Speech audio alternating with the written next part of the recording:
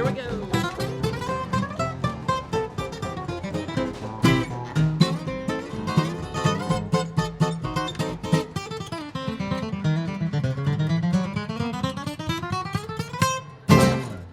Hi, I'm Ansel Elkins, visiting assistant professor of creative writing at Berea College. Welcome to our Weatherford Award Winners reading series. The Weatherford Awards are given each year by Berea College and the Appalachian Studies Association. The Weatherford Awards honor books that best illuminate the challenges, personalities, and unique qualities of the Appalachian South. The three categories recognized are fiction, nonfiction, and poetry. The awards commemorate the life and achievement of W.D. Weatherford Sr. Weatherford was a pioneer and leading figure for many years in Appalachian development, youth work, and race relations. Today, we are celebrating the 2019 winner for the Weatherford Award in Poetry, Forage by Rose McClarney. Rose is the author of 3 collections of poetry, Forage and Its Day Being Gone, both from Penguin Poets, as well as The Always Broken Plates of Mountains, published by Four-Way Books. She is co-editor of a literary field guide to Southern Appalachia from University of Georgia Press. Rose has been awarded fellowships by the McDowell Colony and Breadloaf and Sewanee Writers Conferences, served as Dartmouth Poet in Residence at the Frost Place, and is winner of the National Poetry Series, the Chafin Award for Achievement in Appalachian Writing, and the Fellowship of Southern Writers New Writing Award for Poetry. Her work has appeared in publications including the Kenyon Review, the Southern Review, New England Review, Prairie Schooner, Missouri Review, and the Oxford American. Rose earned her MFA from Warren Wilson's MFA program for writers. Currently, she is Associate Professor of Creative Writing at Auburn University, where she is co-editor of the journal Southern Humanities Review. So we'll begin with Rose reading a short reading from her collection, and then we'll have a chat about the book. So Rose, if you have poems you'd like to read now, we'd love to hear from you.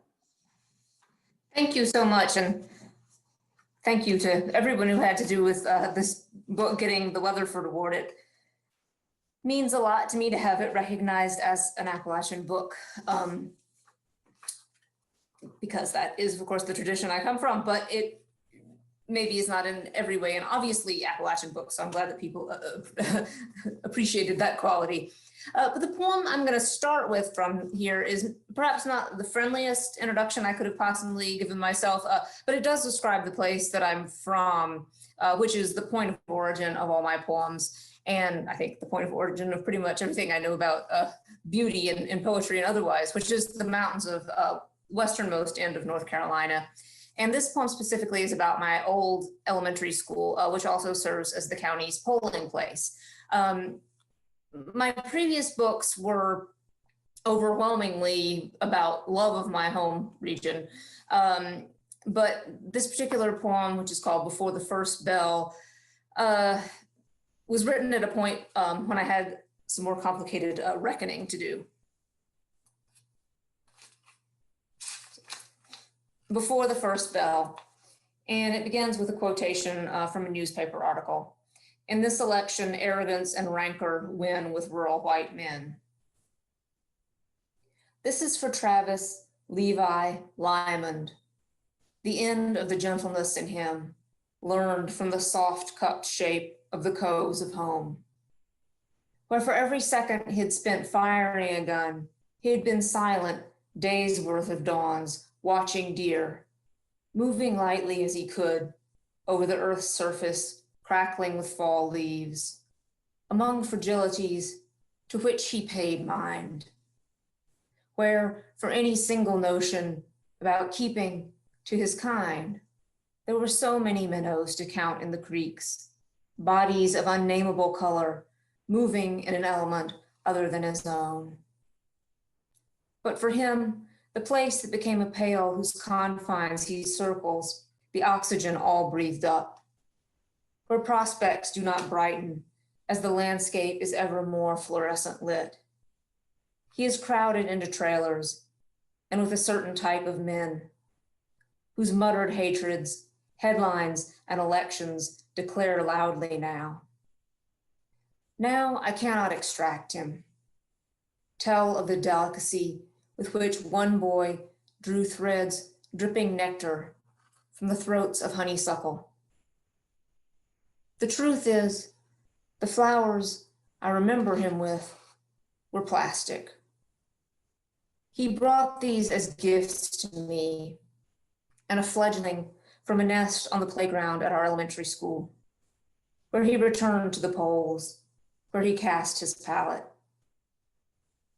The eyes were sealed, yet see-through, the featherless skin bare against the hands it passed into.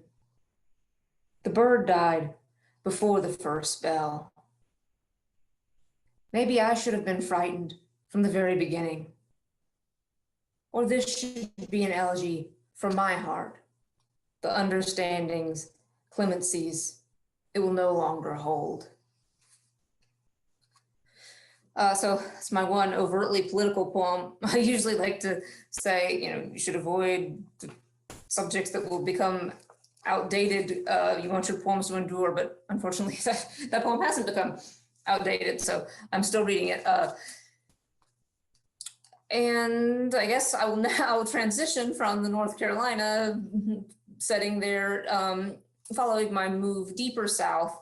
And this, when I moved from North Carolina in the direction of Alabama, it was very different south. And I sort of wondered if the two places should even share any part of a name, because everything was so different. But I wanted to get to know this new place that I was. I always think that's sort of my responsibility when I end up somewhere new. And so I was watching people, as I do. And I think that as an older person and a person who is more removed geographically, I was able to observe the men in this poem with a little more distance than I might have in some of my more romantic poems about home. But I like to think I also try to understand something about other people in the poems that I write. This one's called Seasonal. Neighbors have erected an inflatable pumpkin, out of which arises an inflatable dog. Then it descends, then rises again. I had imagined a life set in another landscape, long stretches of rivers and fields. Now I know it is autumn from the lawn decorations, the lawn mowers trimming the football field. Men measure and spool out string, lay straight lines of paint on the canvas they've been given, the kind that keeps growing grass through their accomplishments, showing great care, as I suppose they do padding and helmeting 5-year-old sons sent so soon to practice struggle. Why not such a field as subject for study, rather than a farm's, which was never pastoral for many, not in the land of cotton, not for those who hoed and picked it. And though the rivers here are few, there is rain. When that water falls, equally and indiscriminately soaking everyone's shoes, it waits the inflatable dog. Now, nothing comes from the pumpkin. And my love and I admit, over our early supper, we are made earnestly sad. We've got none of our young loftiness left, nor laughter for others' losses, no matter their bad taste. When the dog did work, its unfurling was slow, one eye unfolding, a limb lengthening. It had done this since September. A limb sagged out of sight, an eye was sucked back. How many times already? Yet we want all the measures, so much extension. even of these days, because the children on the field rush forward, as bidden, coaches screaming that they can't cry, when they aren't. 5 and already, they don't cry. They try for strong faces. People put up what they'd like to look at. It doesn't stop them that the elements will take all ornament down. So I did say that that was my one funny poem ever to follow my one political poem, but then some of my friends told me I only managed to be funny for about 2 sentences, so maybe that's not the best claim for it. But so I'll switch back to efforts to find clemency. That might be my real strength. This poem is about a bus, full capacity. It's called a kneeling bus because it lowers for those who need it, and we bend our knees to allow others to pass. Here, we're humble. The woman holding her briefcase the whole time, so it won't slip onto my side. The man mouthing every word he reads, but careful not to make a sound.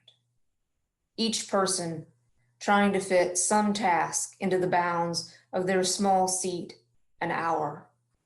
All diligence, drawn elbows, and dropped eyes. There is not enough room to unfold the newspaper's black headline, habitat destruction. But somehow, hope fits. The others too, headed home, must look out the window when we pass a building with a balloon tied to the mailbox. Imagine that was your welcome. You were wanted in this place. How often can humans feel less than harmful to where we are? Balloons just outline the space occupied by air we would have expelled anyway, but they fill a room with the promise of cake, sugar paste connecting one layer to more of itself.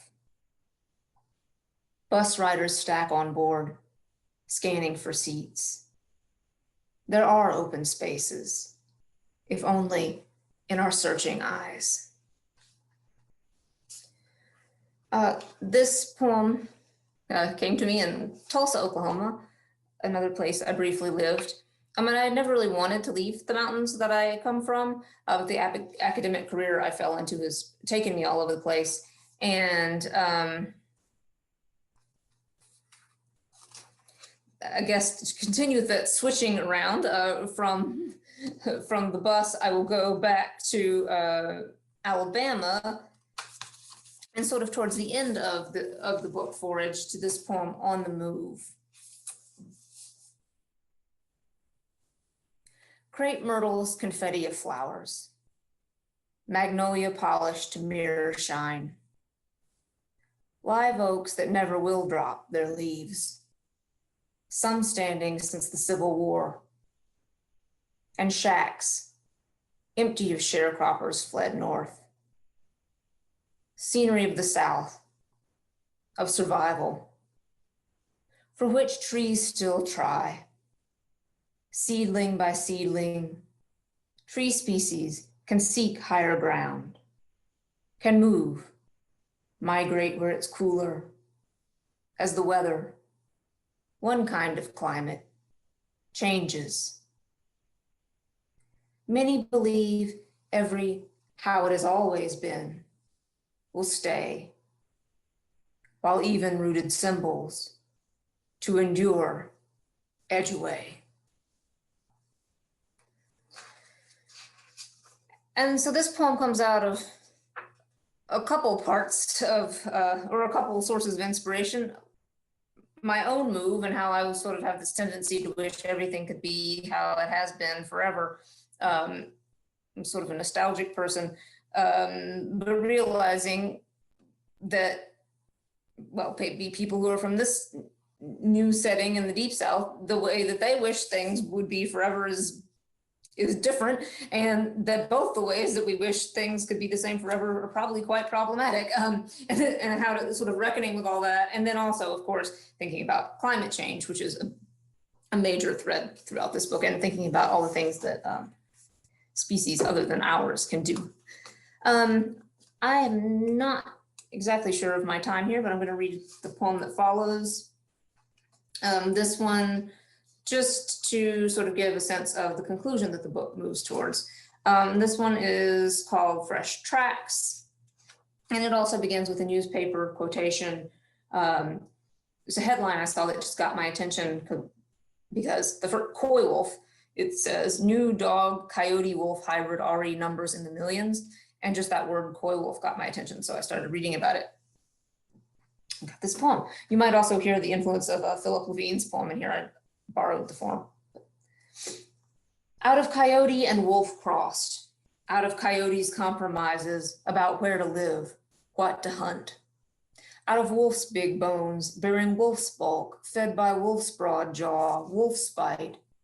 Out of dog, out of willingness to mate with dog, out of tameness turned, away from coyness, out of coyness, into clamor, crashes of cars and construction, into noise no longer weapon against the wild, into crowds, into cities, not creeping, holding full tail high, nose proudly low, for the trails to where fat suburban rabbits go, into the unheralded havens of highway sides, into the unclaimed kingdoms of park corners, into habitats we create that cannot shelter us, the tender furless. Following graveyards, green, beckoning glows, from burrow to burrow, each generation, gorged on garbage, grows. From earth, when we can no longer endure or be endured, from cold forests cut and no more, from trees, from all we've made fall like the trees, following timber, following trade routes, following trains, arriving by railroad, as once to the west, another civilization. Out of survival, out of desire for it, out of dogs past being pets and the doggedness with which life persists, despite the end of one form of it. Out of the fresh tracks life lays over the ways of we who will not scavenge, so cannot be saved, street crossing, sidewalking, coy wolves, not coy, they come. And to end, I'll just quickly read the little short final poem in the book, which thinks about maybe if I can't survive on this earth, maybe that's not the worst thing. Maybe there are other things that will survive after the human period of life. And certainly I won't be able to complain that I didn't get to enjoy enough of this earth. I don't say that for other people, but that's personally how I feel about my mortality. With the Georgic's last word. The graveyard gives the town its only green, the graveyard and the vacant lots. Instead of dreaming houses to be built on them, the possibility I could see is of woods filling in again, returning. And maybe I should have felt guilt once when I made love on the grass of a graveyard, though I was happy lying there with our bodies, our living, and looking up at the leaves. Leaves have been what I wanted most on long walks in heat, when I kept moving forward by thinking only, purely, of the next few trees, a future that I'd fade into, fanned out as shade. Thank you.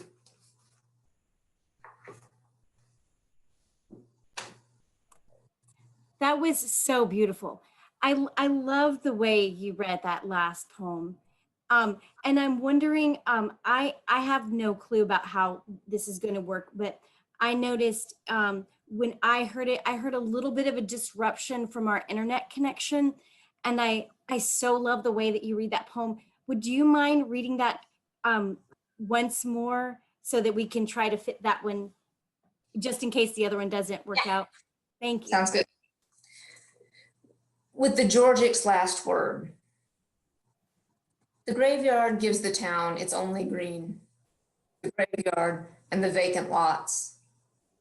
Instead of dreaming houses to be built on them. The possibility I could see is of woods filling in again, returning.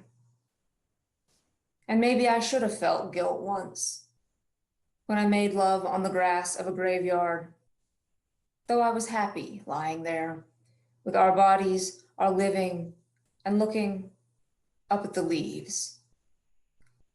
Leaves have been what I wanted most on long walks in heat, when I kept moving forward by thinking only, purely, of the next few trees. A future that I'd fade into, fanned out as shade. Thanks. That is so beautiful. Thank you so much for reading, for reading your poems, and I just love to hear them in your voice. Well, maybe I'll start backwards and do a. I need to do my gallery view. With those last two poems with that coyote wolf dog hybrid, it's almost like, like I can see you moving into this, like, really imagining that future South, and as you mentioned, talking about our own mortality. And I always chuckle at them making love in a graveyard. It reminds me of a line from Fleabag where the sister says to one, the Fleabag, what are you doing jogging in the graveyard, looking so happy and full of life? You're flaunting your life. But I love it. I think the dead would really love that. So I want to ask you about. I guess perhaps we'll start with with perhaps the title. The title at once drew me in, and this quote kind of from one of the lines in your poems. We were born into a world with predators, and so much of this collection and that last, that penultimate coyote wolf dog hybrid looks at that act of surviving, as does that last poem, and ecosystems almost trying to survive us humans, and us trying to survive in this world. So I'm wondering, that title, Forage, it feels like a directive too, but I'm wondering, like, at what point did you come to that title, arrive at it, and say, yes, this is the one for this collection? It was pretty late in the game. I have big, ugly documents of where I was trying to make other longer titles work. If you look at my other books, I have apparently a weakness for long titles, and I was headed that direction again.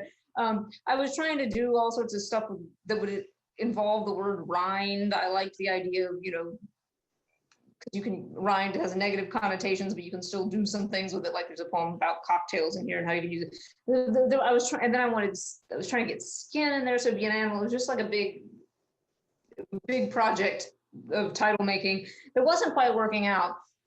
And I honestly don't remember how exactly I landed on the word for it. I think I was thinking about scavengers, and I was like, well, scavengers not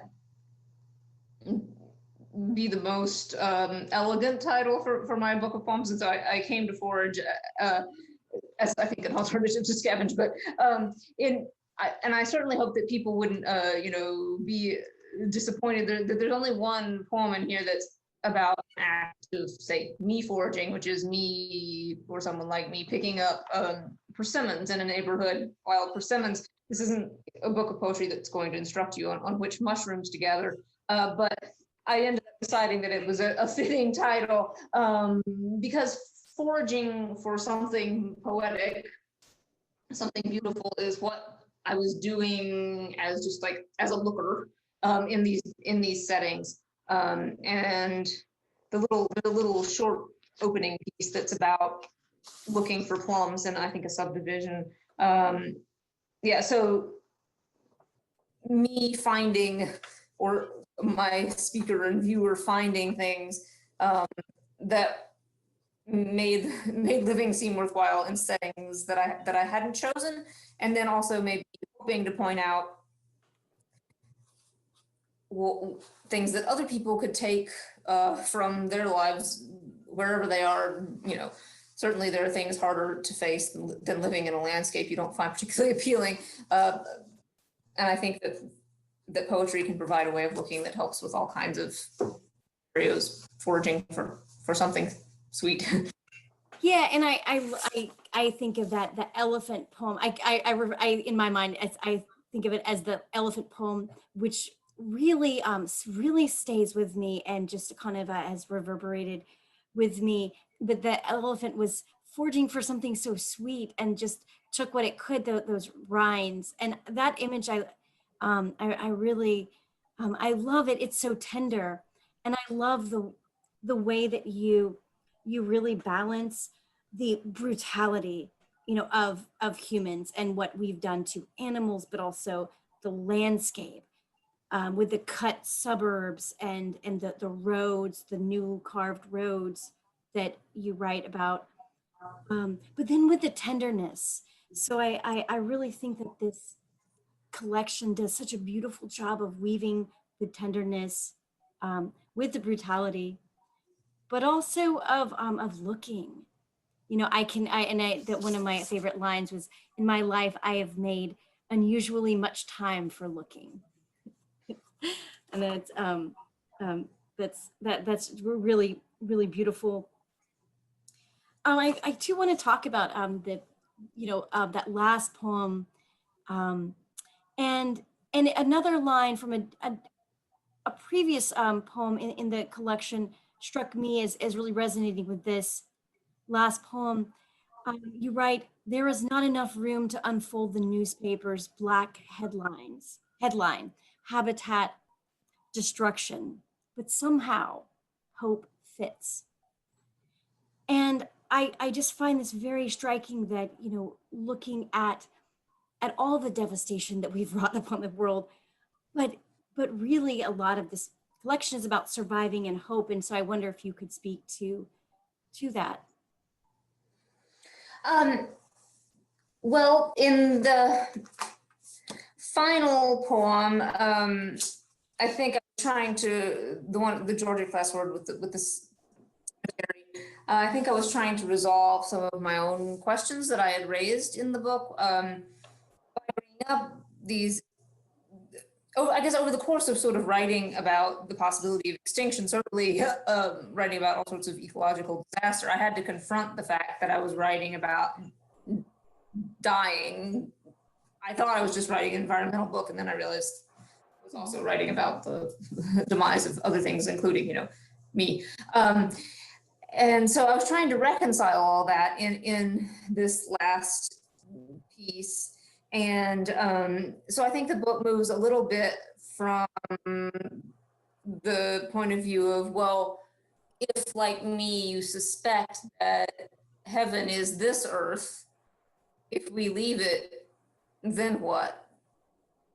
To making more of a peace with that, saying, well, if I leave it, it's still here, right? So that's certainly, all of it isn't in this little short poem.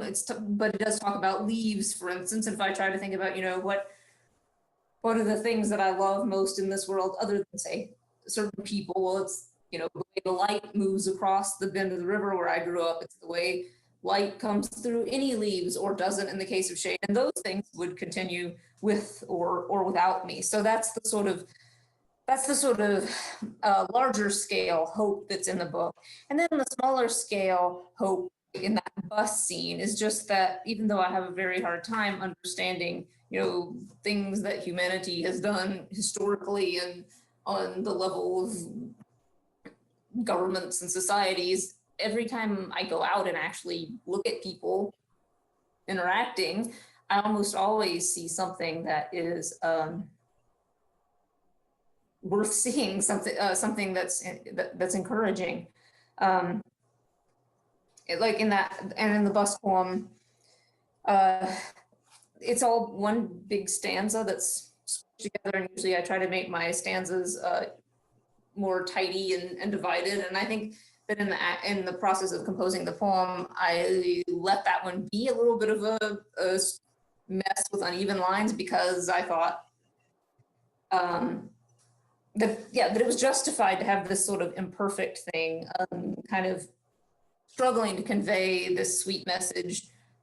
And sometimes I acknowledge it's a little bit of a stretch to try to find a moral or convey a sweet message, but I go ahead and make it stretch, because it makes life worthwhile, I guess. Well, and you know, that the poem about the I bet but I keep returning to also Before the First Bell, because in a similar vein, like I see a real tenderness towards, you know, you mentioned you know, politics, and that you don't write a lot of overtly political poems. And I see like a real that looking again, really looking at someone in a completely human way, and not just saying, you know, not just with the categories of you know, Democrat or Republican, and how hostile that is, but in that it's incredibly tender, looking at this boy who it seems is what I wanted to read that. Well, I guess I didn't write that quote down, but could you talk a little bit about how you arrived at this poem? Yeah, this poem was one of the later ones that I put into the book. And this particular, there are a lot of people who influenced this poem, a lot of people I interacted with growing up, but there is a particular person who, in my mind, is most clearly behind it from my childhood, who, you know, did indeed give me the present of a dead baby bird. I don't really usually care if, you know, poets say this really happened, but, you know, he was somebody who had stuck with me. And it turns out actually that he is still sticking with me.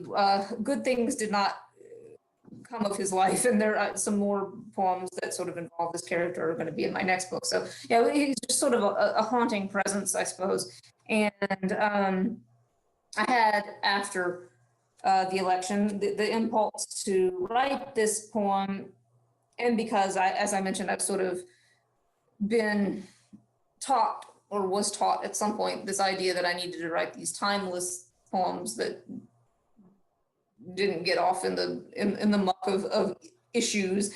I resisted that. And so I think somewhere in the process of fighting the impulse to write about issues, because for some reason I thought I shouldn't, and realizing that I wasn't able to get rid of this person in my memory either, I just kind of thought, well, I'm going to see what I can do with both of these problems. And if I can think about it hard enough that I can remember the images associated with it, the things that might make it what I think of as a poem rather than, you know, a letter to the editor or something.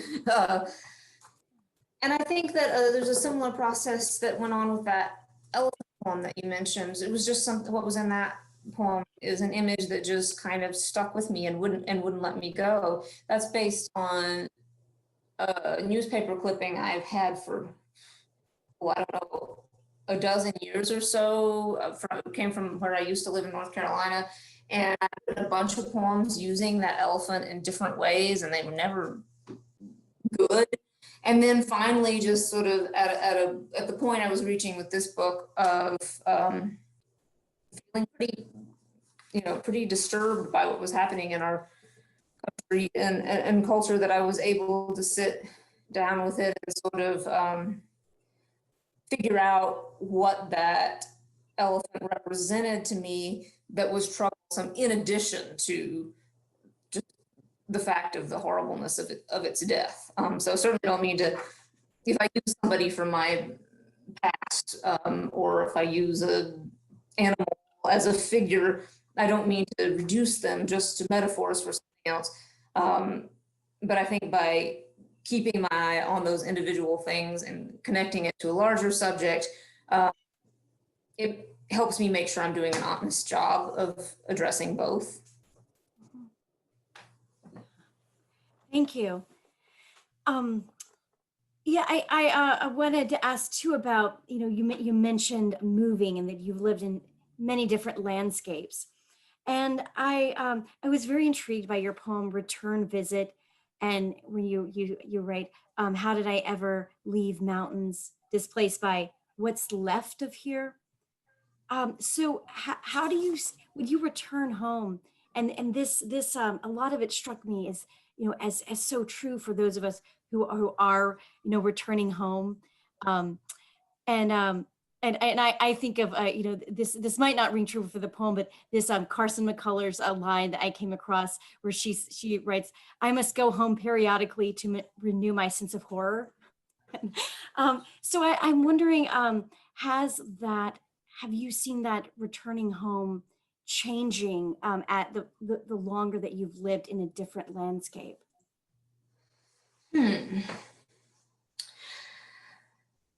I don't think so.